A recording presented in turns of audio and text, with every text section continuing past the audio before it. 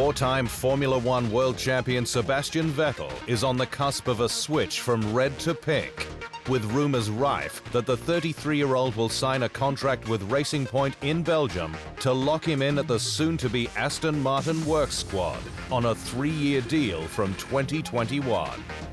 But it's alleged that Vettel would have to take a pay cut, with his purported $15 million starting salary half what he's on at Ferrari. It's a bullish yet awkward move from Racing Point, with incumbent Sergio Perez also holding a contract, and a costly settlement potentially the only way to oust him despite his loyal years of service. The switch, though, would enable Vettel to properly move on, psychologically at least, from his unfulfilling Ferrari chapter. The German, its once great hope, who joined in 2015 as a 4-time world champion, with the stars then aligned for magic at Maranello.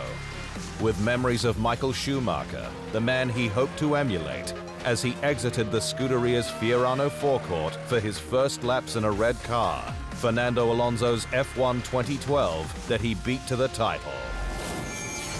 5 years later, and Vettel's exit is confirmed, and he will likely close out 2020 as a disappointing third on its all-time list of winners, behind Schumi and Niki Lauda, both Ferrari champions. And his final season in red is proving to be particularly painful, given the prancing horse's woefully uncompetitive SF1000. So far, Vettel has started 10th or lower in 5 of the 6 races run, missing Q3 3 times. His best result has been 6th in Hungary, where both the Ferraris were lapped for the first time since Spain 2011. And the frustration has been clear, and not just over team radio. They are in that period of a divorce where the papers have been served, but the divorce hasn't gone through. It's very awkward, said F1's Ross Brawn. At its core, Vettel's Ferrari failure was a result of the autocratic culture put in place by the late Sergio Marchionne that wanted him to just drive and not build up the squad as Schumi did. That culture stifled creativity at Maranello, a nightmare in F1's hybrid era, with Mercedes dominant, forcing Vettel to overdrive and make countless rookie mistakes, for which he was not forgiven. The beginning of the end was signaled with the arrival of Charles Leclerc, the young pretender ready to put Vettel to the sword. We all know that Charles is very fast, he's very quick, he's going to be he's a big talent. So it's a normal situation.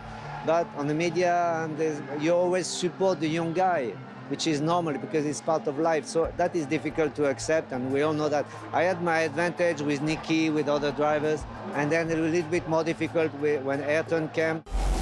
But the stats told the story at the end of 2019, with Leclerc out-qualifying Vettel 12-9, with 2 wins to the German's 1 and 24 more points. This year, Leclerc is 4-2 up in qualifying and has 29 more points.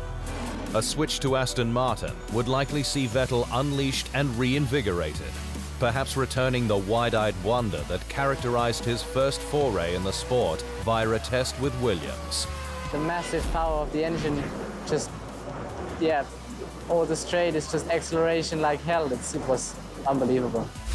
Should Vettel sign with Racing Point this weekend, he will no doubt take solace from the fact the RP21 will likely be ahead of the Ferrari.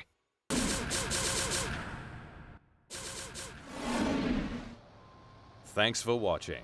To stay up to speed on all things Formula One, make sure you hit the subscribe button.